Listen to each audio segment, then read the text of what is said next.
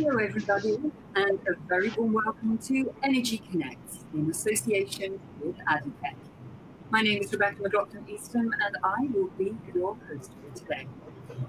We are delighted that so many of you can join us from all around the world for this in-depth conversation about the crucial role of decarbonisation strategies and the future of energy. Our panel discussion takes place ahead of ADIPEC 2022, which will run from October 31st until November 3rd. With the subject of decarbonisation not only critical to the event, but also, of course, the future of shaping the global energy landscape as we transition to a low-carbon world. To give their insight, I have an esteemed lineup of guests from the energy and technology industry. In a moment, I'll introduce you to them. But before we get down to business, allow me to run through some housekeeping notes. I can see that great numbers of you have joined us from all around the world. A very warm welcome to you. We would love to get your input on our discussions and kindly use the on-screen guide provided to send me your questions from now onwards. Secondly, we encourage you to sign up online for Energy Connect to keep abreast of future upcoming webinars, industry news, views, videos, and much, much more. Just head to energyconnects.com for complete access. And so, without further ado, let's get down to business. Allow me to introduce to you my revered guests for today's discussion about decarbonisation. First up, we have Alessandro Brescani. Now, Alessandro joins me from Italy, and he is the Senior Vice President of Climate Technology Solutions for Baker Hughes, which of course is an energy company encompassing carbon capture, utilization and storage, hydrogen, emissions management, and clean and integrated power solutions. Alessandro is responsible for defining the strategy and operational product and solution management to really support energy and broader industrial segments in achieving their net zero ambitions. Ciao, Alessandro, how are you? Good. Thank you very much for the kind introduction, Rebecca. Pleasure to be here. Great. Next up, we have Eli Adaimi. He is the Group Director for Business Development, Tech and Innovation at the privately owned Gulf Cryo. Gulf Cryo is one of the major industrial gases manufacturers in the Middle East and Gulf region, and it is leading in clean CO2 production by investing intensely in carbon capture for heavy industries. Gulf Cryo has operated in more than 10 countries across the region for quite some considerable time, with a strong focus on the growth and business opportunities presented there. And Eli has more than 20 years of experience focusing on developing clean, innovative gas solutions for various industries. Eli, it's great to see you. A warm welcome. Thank you, Rebecca. I'm also delighted to say that I'm joined by Yalda Daghi. She is the Business Development Director of Sustainable Technology Solutions for the Middle East region for Honeywell. Yalda is a chemical engineer with a wealth of experience in the oil and gas sector, and she's passionate about many topical industry aspects, not least digital transformation, critical infrastructures, and achieving economic and environmental sustainability goals. She joins us from the UAE. Yalda, it's lovely to see you. How are you today? Same here, and thank you so much for the introduction. It's a pleasure to be here. Thank you. We're delighted to have you on board. And completing the stellar lineup for you is Roger Nunu. He is the Global Sales Director for Digital Transformation and IIoT 2.0 Solutions at Impact2, which is, of course, a Molex business. Roger has more than 3 decades of experience in major account sales of industrial software and IoT solutions for the energy and oil and gas industry. He helps clients with the full life cycle of digital transformation solutions, which has, of course, helped them reduce emissions, optimize compliance, as well as enhance their maintenance and safety records, to name a few. It's great to have you join us from the Lone Star State of Texas. Roger, hello, and how are you? Hello, good morning, everyone, from my time zone, and I look forward to meeting and seeing everyone at the ADIPEC conference very shortly. We can't wait to see you on the ground. Great to have you here. And so, without further ado, let's get down to business. The context is clear. Fossil fuels, including oil, coal, and natural gas, supply around 80% of the world's energy. But as we know, there is a need for a workable model for energy transition, one that is resilient enough to truly absorb external shocks and yet pragmatic enough to reduce emissions linked to human activities. A growing number of governments and businesses are, of course, announcing emission goals, creating the pathway to a low-carbon future, and energy companies will play a significant part in this transition and will be a leading voice on how it is achieved. Many of the innovations and technologies that we are seeing come to light are just part of the process, and of course the oil and gas sector is central to our conversations. So critical when we're looking towards meeting those net zero targets, which will require not only an overhaul of the energy sector with CCUS, hydrogen, reducing methane emissions and new technology, all key components in this process. So forgive the pun, but let's drill down into the issues, and do keep your questions coming in from the audience, but let me start with some of mine. Alessandro, let me come to you first, speaking on behalf of Baker Hughes. How do you foresee the significant potential of CCUS to really contribute to the energy transition and help not only countries, but also companies meet their net zero targets? Thank you, Rebecca. Powerful question, actually. Listen, nobody has a silver bullet today to reduce emissions. Okay, we need to play around multiple technology. We need to play around multiple actions. We need to work on the efficiency on what is installed today. We need to work on new energy, means renewable, new fuel. Nuclear is going to come back and play again there, and then the utilization of the methane is going to require some adjustment too. But then there's going to be a play on the carbon capturing here, which is going to be extremely important. A few data points just to give you a little bit the sense of the order of magnitude that we are talking about. In order to get, and we need to play with the scenarios. Obviously, we need to have the scenarios in front of us. In order to get, let's say, climate just above 2 degrees, okay, in 2050, you need to reduce the current level of emission by 2/3. So today we are probably around close by between 38 and 40 billion tons of emissions in CO2. Means that you need to go down around the 17, 18 billion tons of emissions. When you pick up 2050, which is a little bit the target that everybody are looking for, the carbon capturing has to contribute to that reduction for about 20-25%. So short answer, Rebecca, is massive. Carbon capture is going to be massive. And the reason why it's going to be so much is because obviously we need to deal with whatever is installed, whatever is the plan that we have today, and we need to deal with the existing asset in order to get the reduction down.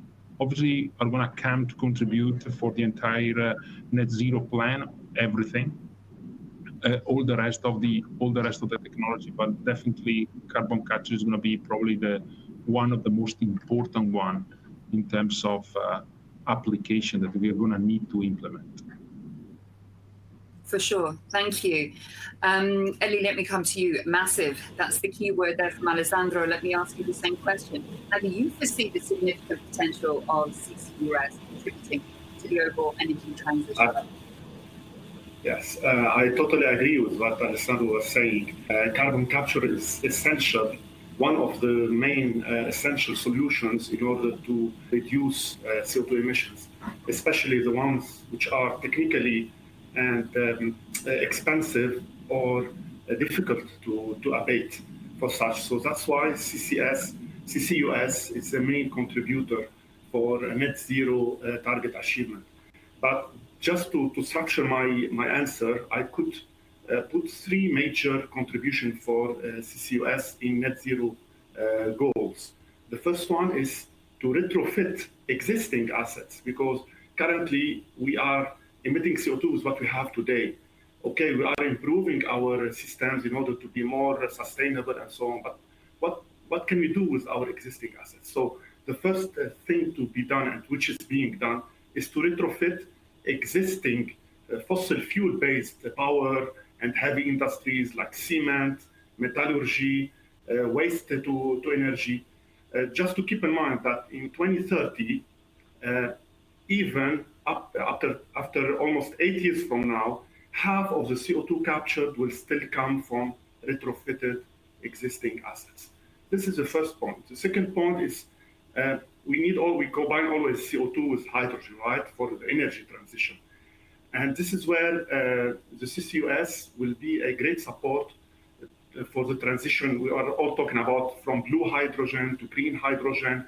So this is a major driver into upscaling the low carbon hydrogen production, especially in geographies like in the Middle East, where you will still have low cost fossil fuel production of hydrogen, and it has to be combined with CCS, and you have CO2 storage for that. So this is the second contribution.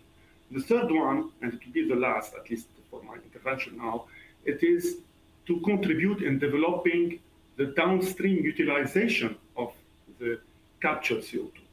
So currently, unfortunately, at least it's my opinion, we are focusing on existing and upcoming projects to sequestrate that non-desired CO2. So we are focusing on the S letter in the CCUS.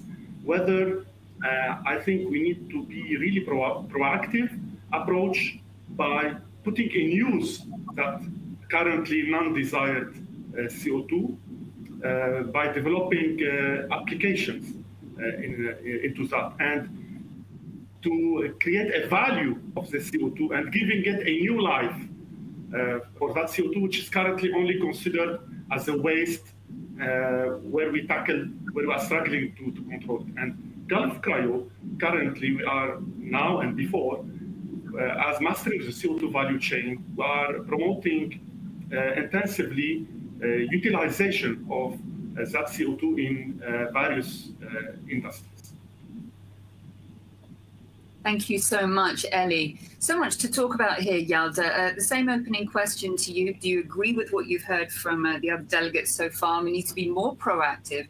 We need to be better focused, and especially in developing utilization and applications. Yalda, what are your thoughts? Absolutely. So if we break down the CCUS into carbon capture, utilization, and then sequestration, actually, the carbon capture technologies are already ready now, available technologies that are out there.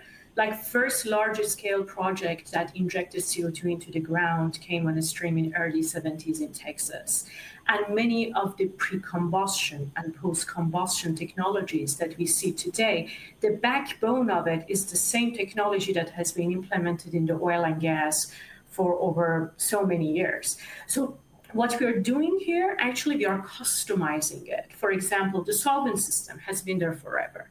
But what we have recently done at UOP, we have worked with the University of Texas at Austin in order to come up with this new solvent that is robust, that can tolerate the challenging environment of post-combustion CO2 capture, which is lower partial pressure of the CO2, presence of the waste gases, etc., to come up with a unit that is more efficient.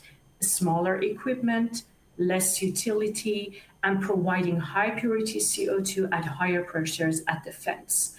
Also, apart from working on separate technologies to make them most efficient, we also have to look at all available technologies and then make a hybrid solution out of it. And again, this is the area that UOP really stands in a very unique position, because we have a whole range of technology from membrane, adsorbent, cryogenic, and solvent. And when we combine them, it becomes extremely powerful and way more efficient for our clients to tackle their challenges. That is for carbon capture. Utilization, the challenge there is that CO2 is a stable molecule. And if you want to break it and convert it into other products, it's very energy intense. And if that energy is coming from fossil fuel itself, it's defeating the purpose, right? So this is the challenge that we are facing here. That's why there is a lot going on right now in R&Ds to see what else we can do with CO2, apart from, for example, utilization in urea or beverage, etc. But again, we have to be realistic. If we want to meet our targets by 2030, there will be 840 million tons more than that, release CO2 that has to be captured. There is no way that there is one market to capture all of that. So that's why it's expected that more than 90% of the CO2 will eventually be sequestrated.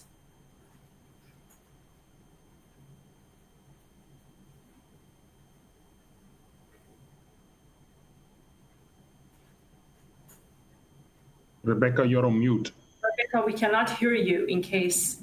I'm back in the room. You mean please? I'm back in the room. Roger, Yalda seemed to sum it up perfectly there. The challenges are huge. We are developing solutions, but we also need to be, it's that word again, pragmatic. We need to be realistic about what can be done. Talk to me about your stance on the current crisis that we're facing and the challenge that we've been talking about.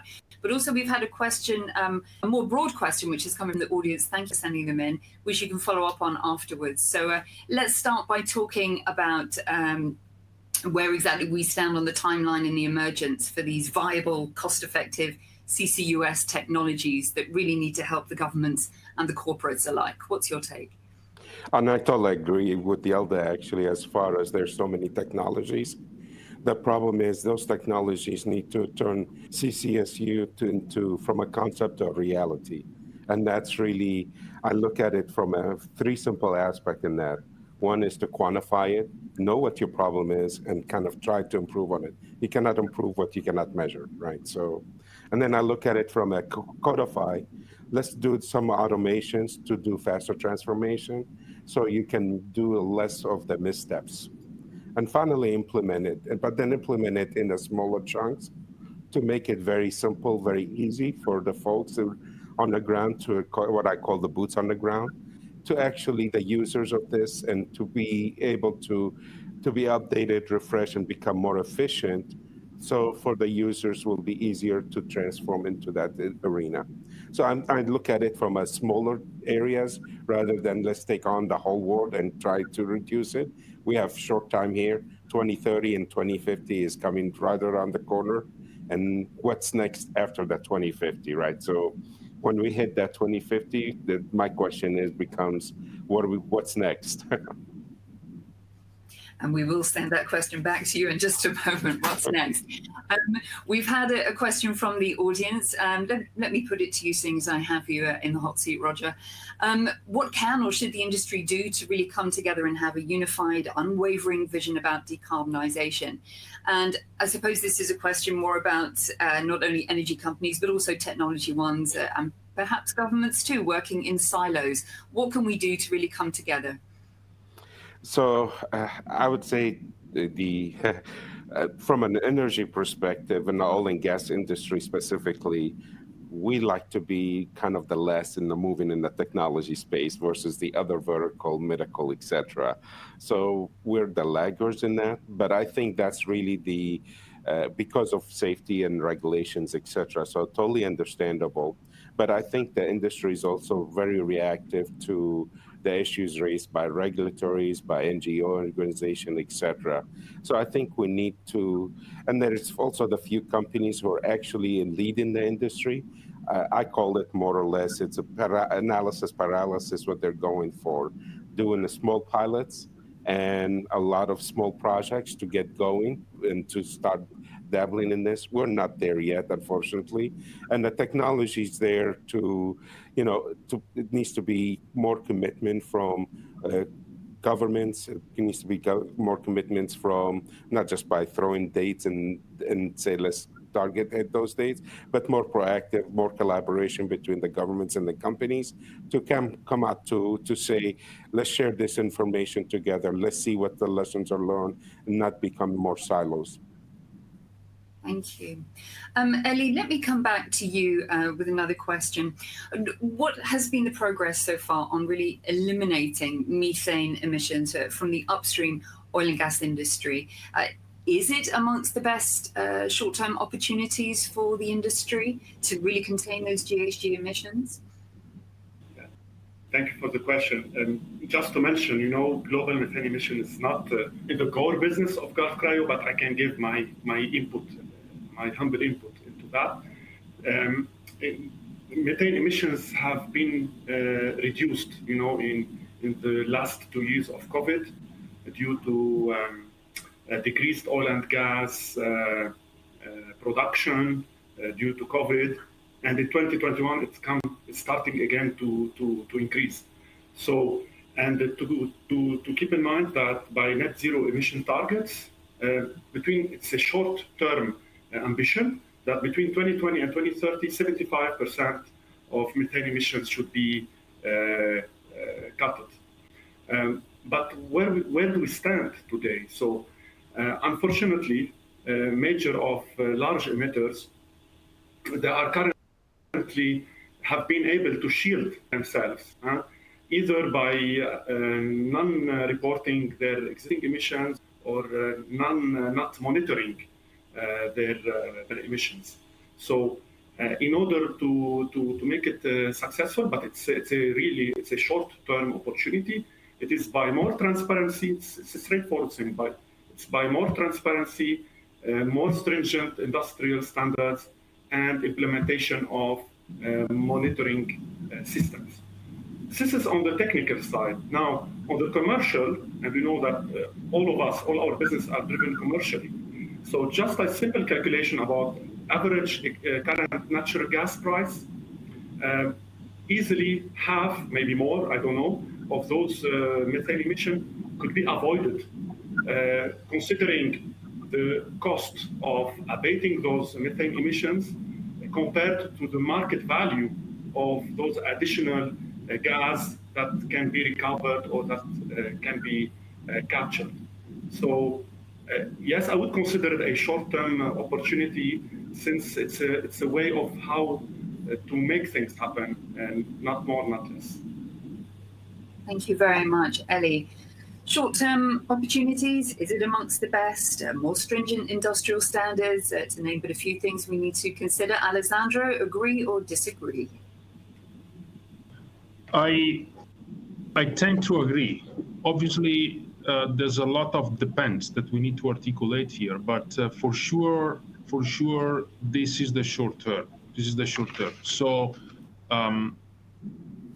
you need to eliminate the leakages that you have on the methane side. There's no doubt. You need to work on the efficiency when you use the methane for power generation of mechanical drive whatsoever. So you need to work on those aspects, because this is really something that is going to contribute right away. So eliminating leakages, working on efficiency is gonna have a better, let's say, utilization of the fuel that determine the leakage. So this is definitely something that can happen.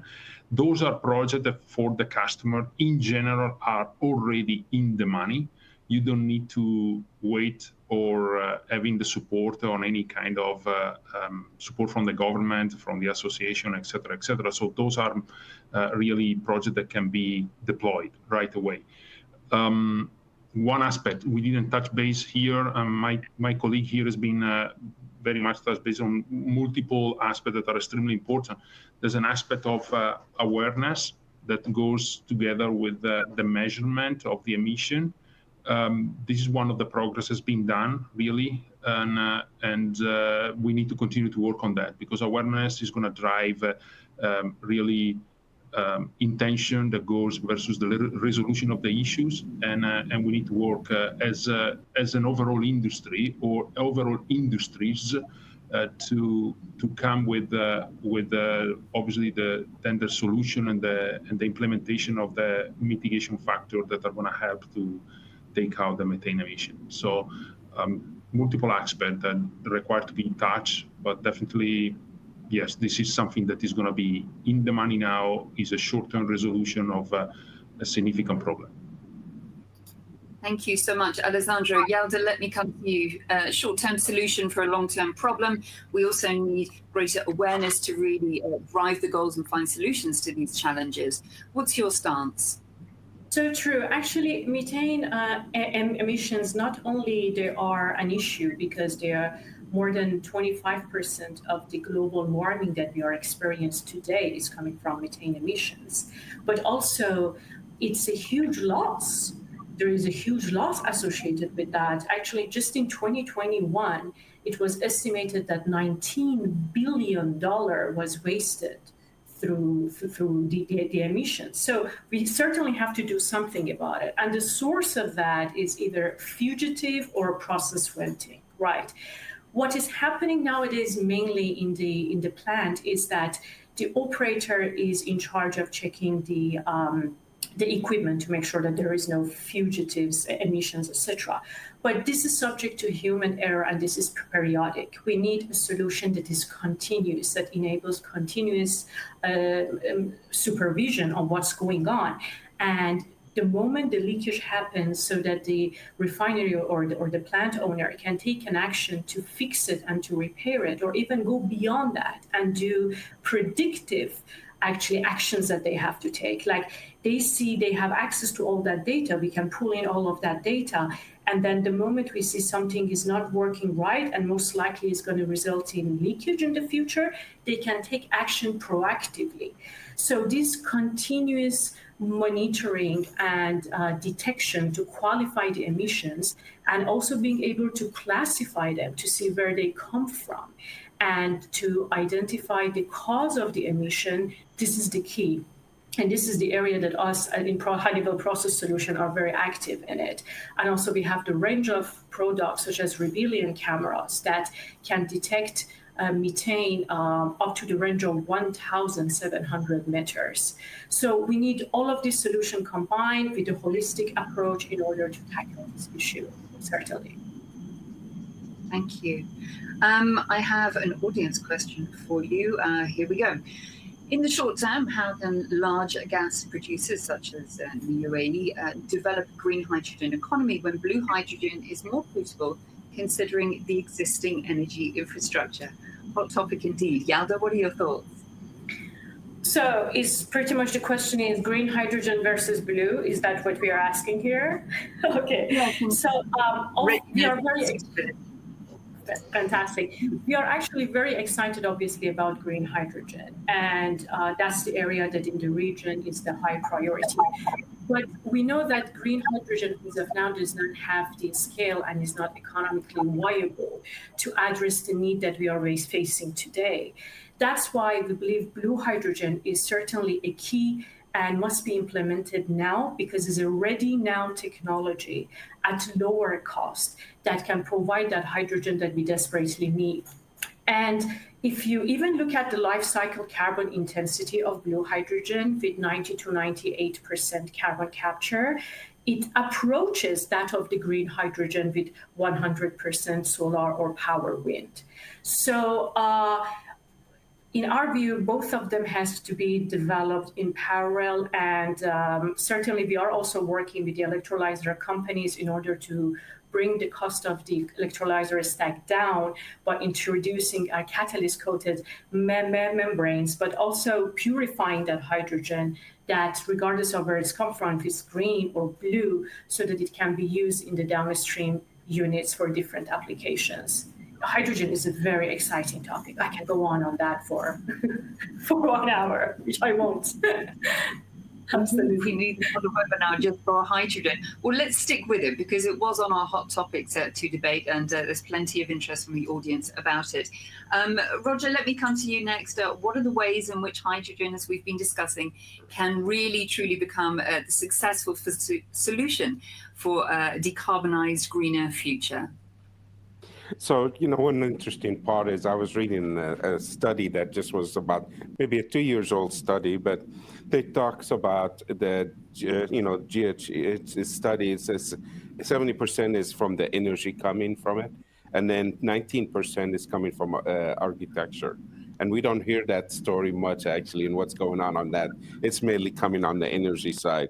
So, but it's really, I think it's a whole changing our daily lives from an individual that this affects then the industry. So, that's that whole aspect of changing that consumer life to the industrial work, what's going to affect the total industry for a greener future.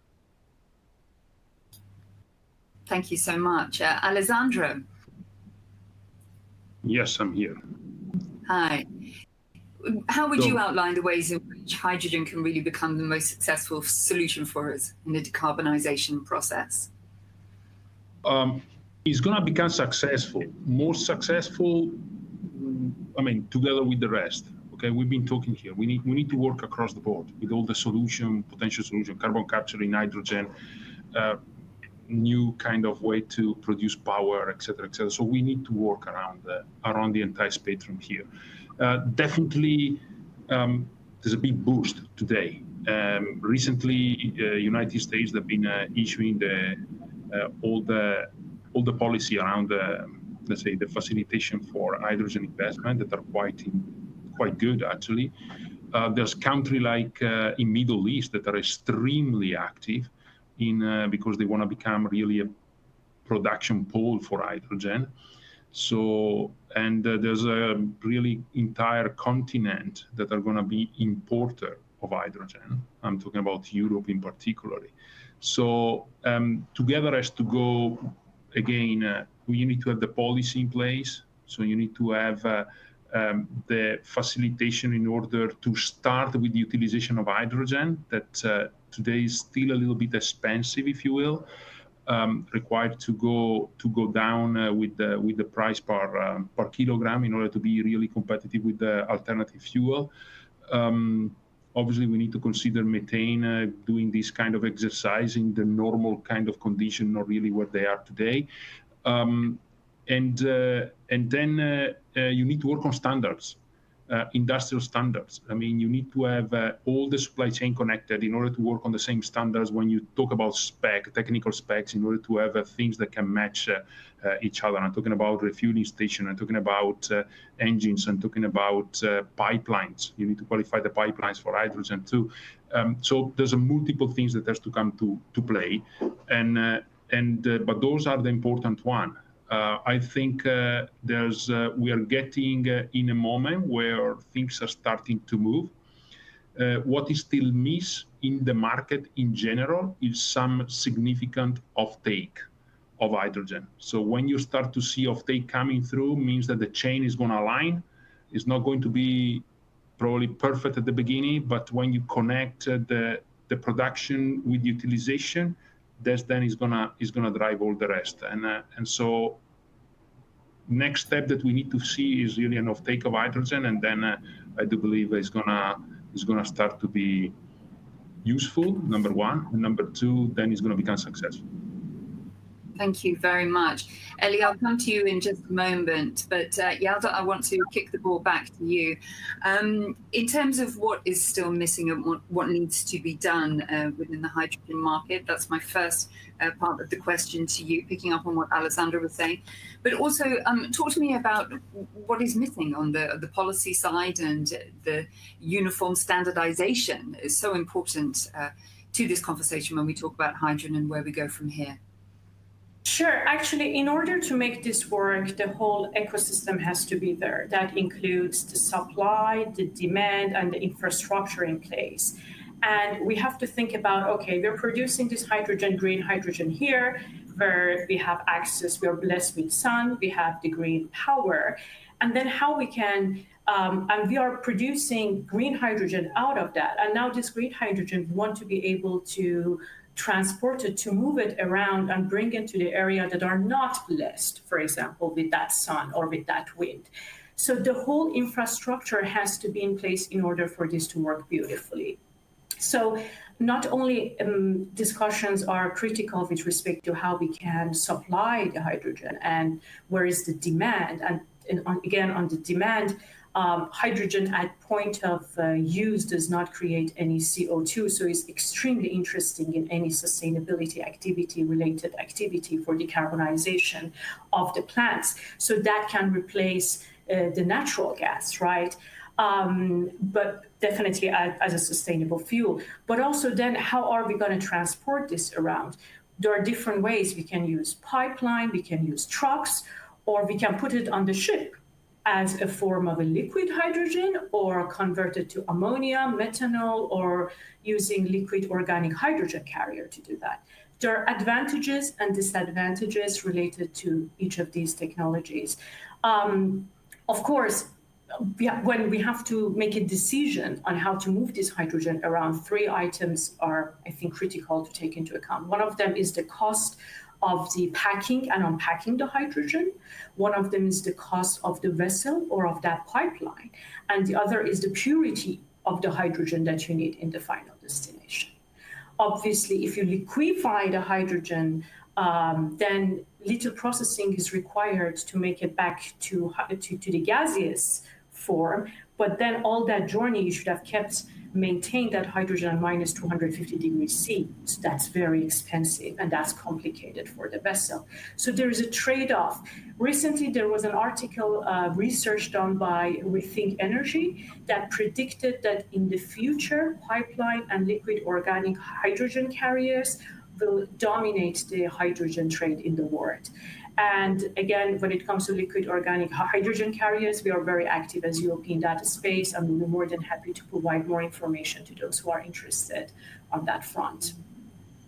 Well, let me tell you, everybody's interested in this topic. The questions are flooding in thick and fast. So thank you very much to our global audience. Do keep sending them in. I'll do my best to put as many as I can to my esteemed guests. Ellie, I do want to come to you for your take. In the short term, as we've been discussing, how can these large gas producers really develop the green hydrogen economy? Because as we know, the infrastructure is still in its infancy. What are your thoughts on that? As mentioned before by Yalda, hydrogen is one of my favorite topics as well. So on a macro level, we should consider two things in order to make hydrogen successful in greening the energy. The first one is scaling up technologies, and the second point is to reduce the cost of hydrogen to make it more widely used.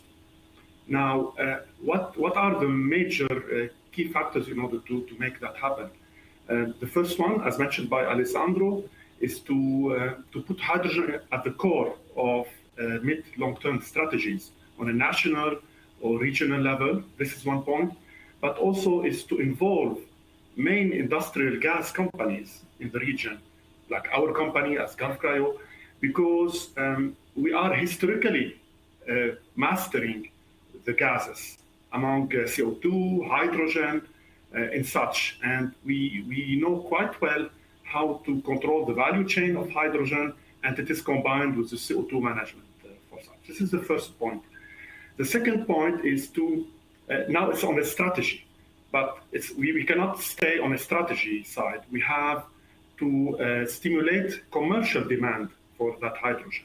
So we need to create that demand. So this would come through two things. The first one is further investment, because we can talk for hours, but if there are no money, we cannot develop. So the investment is a key driver to attract, to convince, and this will bring down the cost of hydrogen production.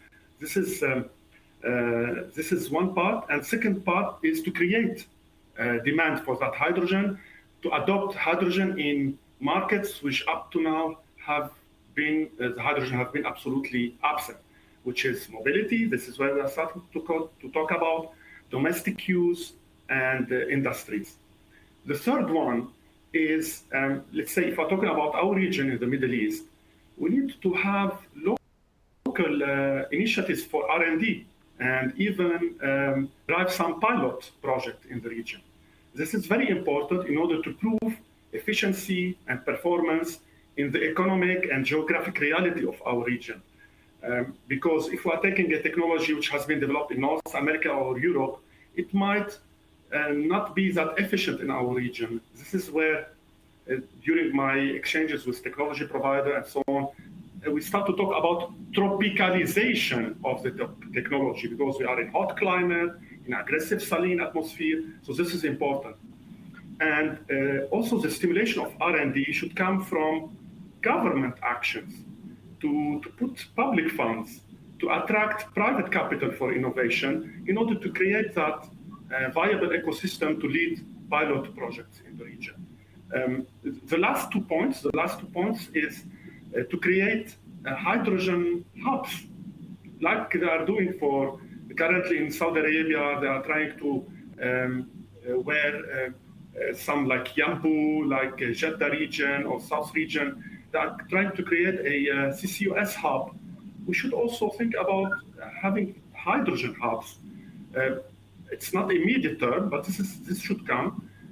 Industrial ports, industrial basins, and we have a emerging nice example of Rotterdam port in the Netherlands. So why not having such in our region, especially that Saudi Arabia and UAE, they are looking to be exporter of energy for such. And the last one is to use existing infrastructure of gas infrastructure, as mentioned by the other gentleman, is to connect the production remote site with the point of use. So if we want to have on a city scale domestic use of hydrogen, we can tackle and we can bypass the continuous problem of transportation, how to transport hydrogen. Would it be in liquid phase? Would it be in compressed phase? So it's to use existing infrastructure of gas to make it happen. So for me, hydrogen it's a marvelous molecule which has the whole features to make a great green transition.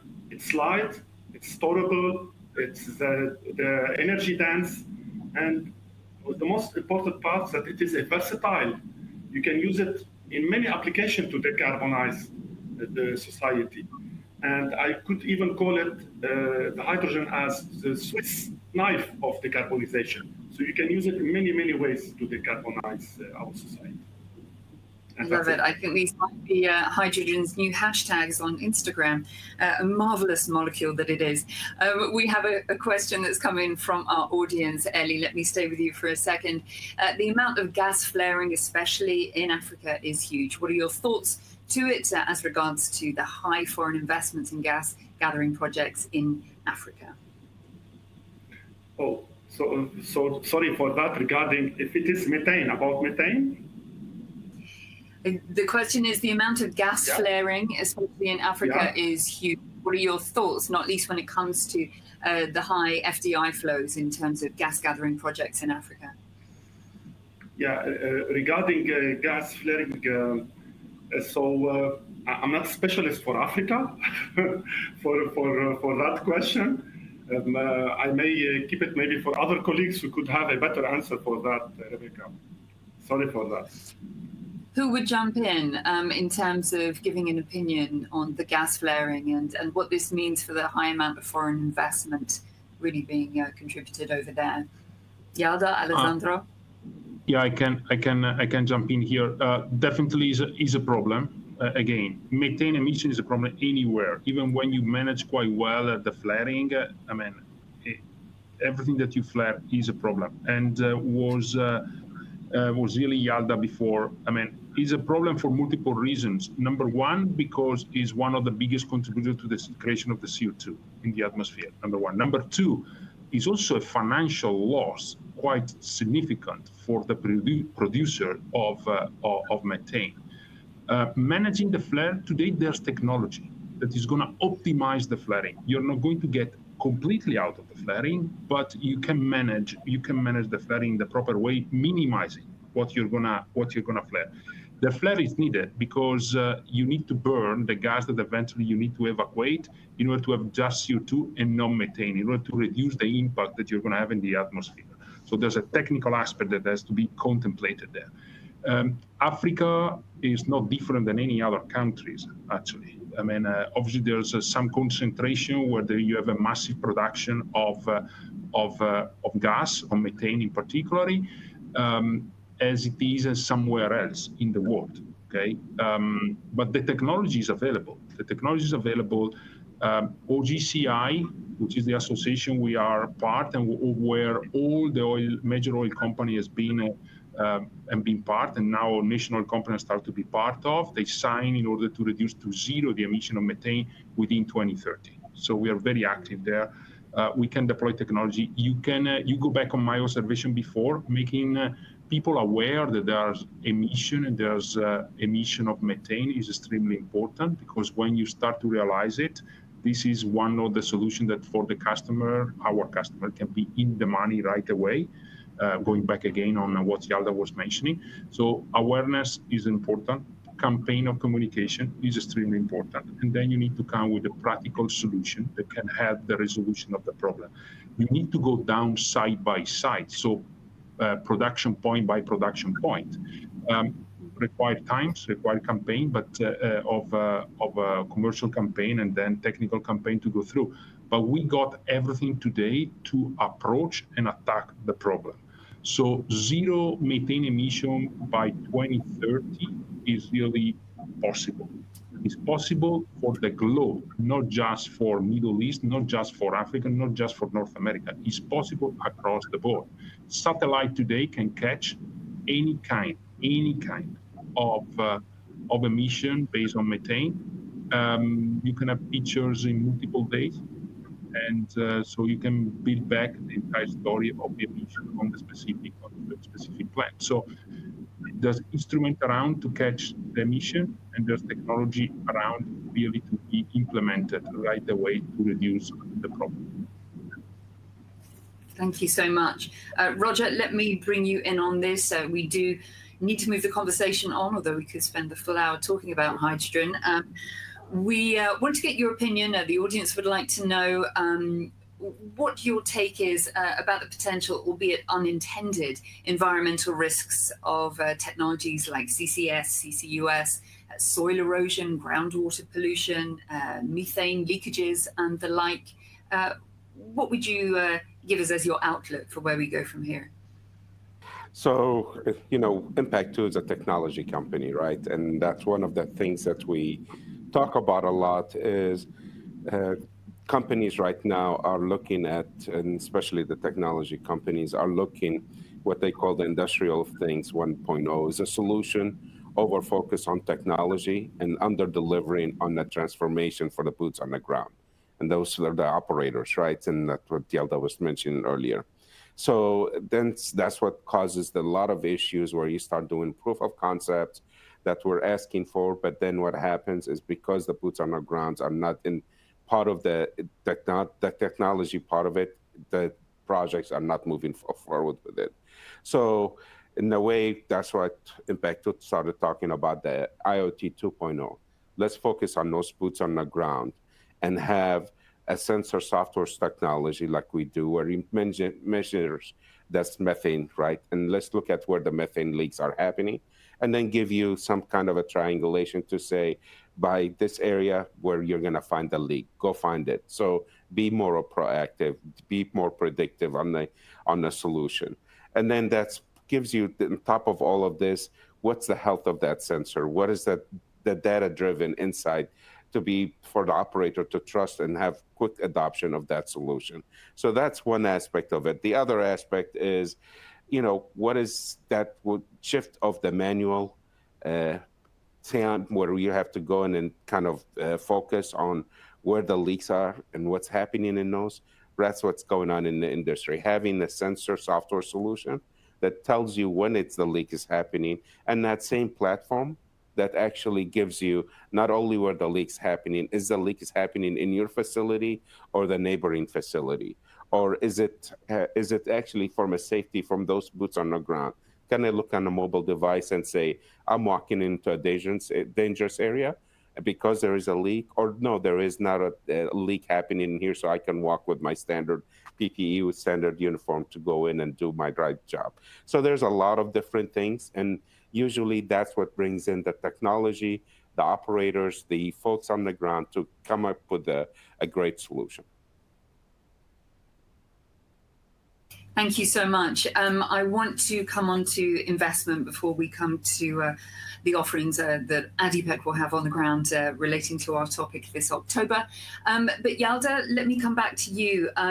What are the new areas of investment required for the energy, the oil and gas sector to really succeed in their decarbonisation efforts? Can you outline for us some of the low carbon technology strategies that we're looking at? We've touched upon many, but what else is out there? So basically, there are different pillars that the refineries can consider in their decarbonization path. We already talked about the carbon capture in depth, so we covered that, but that only addresses the scope 1 emission. But knowing that 70 to 90% of the emissions from the refineries is Scope 3, that tells us that something significant has to be done in that area to address that. And one of the main contributors to refineries' Scope 3 emissions are the emissions that are arising from the combustion of the fossil fuel that they are making. So here we come back to that strategic shifts. Refineries can shift from making the fossil fuel into sustainable fuel. And there are technologies today, such as UOP's eco-fining technology that many refineries are now considering and many have already implemented, that allows making sustainable fuel that, that is not down the road as a Scope 3 is not going to make as much CO2 as it is with the case of fossil fuel, right? And the other thing, they can shift to making petrochemicals. Why is that possibly a solution? First of all, from revenue perspective, financials, that's very promising. There is a good demand for petrochemicals. But doing petrochemicals instead of fuel means that you are sequestering that carbon molecule in your plastic and polymer. Yes, I pronounce plastic, and I know there's huge sensitivity around that. But as long as that plastic does not end up in the ocean or in the landfill, and we can have a circular economy for it to revive it, which there are technologies for that, such as, again, UOP's chemical plastic circular technology, then that's not a problem. At least the carbon is in that plastic and is not emitted in the air, right? These are some high-level shifts. There are some quicker fixes. Anything that is optimization, that is doing more with less, that's sustainable, right? So pretty much trying to maximize the value from each barrel of oil that the refiner has, that is towards decarbonization. That's why, like at UOP, we are so focused on developing the latest generation of catalysts that would give you the highest yield, because that means you get more out of less, or any sort of optimization that can be of extreme value here. The other shift probably would be to trying to replace the feedstock with like whatever they are using in their furnaces with hydrogen, again, coming back to the topic of hydrogen, because again, at the point of use, that does not create CO2 emissions. So there is a lot that can be done. Some require very major shifts. Some are actually short-term approaches, but that's a good thing that refineries can take incremental approaches in order to get their in fact, net zero targets if they have one. Thank you very much. Alessandro, let me come back to you. And so interesting what Yalda was saying, not least on Scope 3 emissions. What would be your forecasts on how we can look to reduce them in the near and long term? And going back to the original question, where does investment need to be redirected in the short term when it comes to decarbonisation? You're gonna see more and more coming on efficiency side. So there's going to be more coming down on the efficiency side. That's very consistent on what my colleagues today has been mentioning. So this is going to come. Probably is going to be the faster one. The detection of and the elimination of certain fugitives is going to be another one that is going to come through. And then we need to continue to invest really in technology for the future, which means everything that goes in carbon capturing is through the technologies available, okay? There's a new generation of technology that's to come to the market in the next 3-4 years, actually. And we need to make available for broader industries technology that is going to be suitable from a cost perspective, because it's true that you have technology available today, but if you introduce in an upstream, let's say, plant, carbon capturing, post-combustion carbon capture, the project is going to struggle to go through the FID from a return perspective economically. So we need to really continue to invest in carbon capturing technology in order to be sure that we have a technology affordable going forward, given also the massive, let's say, activity we need to go through for the next 20 years here. So, and then hydrogen. hydrogen. I mean, all of those aspects require parallel, let's say, stream of investment and focus. Because at the end of the day, it's going to be a portfolio solution that is going to bring us to the net zero. It's not going to be just one solution that is going to be predominant to the others. I mean, it's too much. It's the broader spectrum of situation is going to drive for a portfolio. Thank you. Yes, indeed, a portfolio of solutions and the broad spectrum that we need to address. For our final part of the conversation today, Ellie, let me come to you.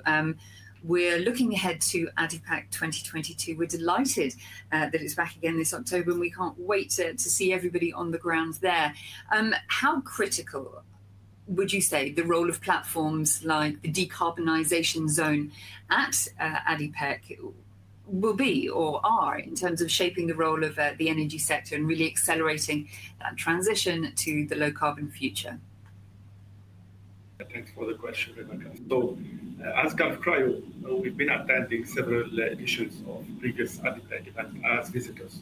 But this year, when we've been delighted to know that for the first time there will be a decarbonization zone allocated for such. And for this year, we are exhibitors and sponsors. So, and I wish that that decarbonization zone would, in other editions, would go even expand and further that. So it's a key, it has a key role, these type of events, in order to create synergies and to accelerate the clean transition for such.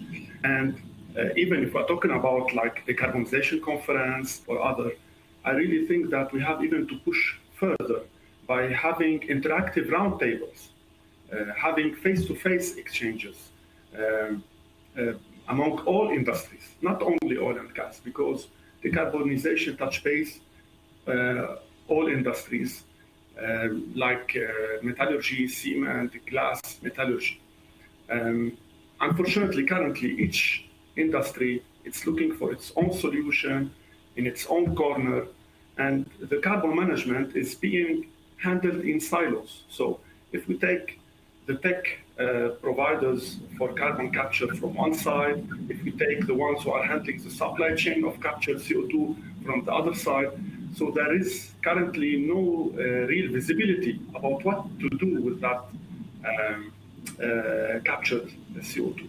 So this is where these type of events, it brings all together, all stakeholders together, covering the whole CO2 value chain, where they can sit together and have a holistic approach how to manage efficiently and pragmatically the CO2, for instance, from capturing to transporting to reuse and to sequestrate.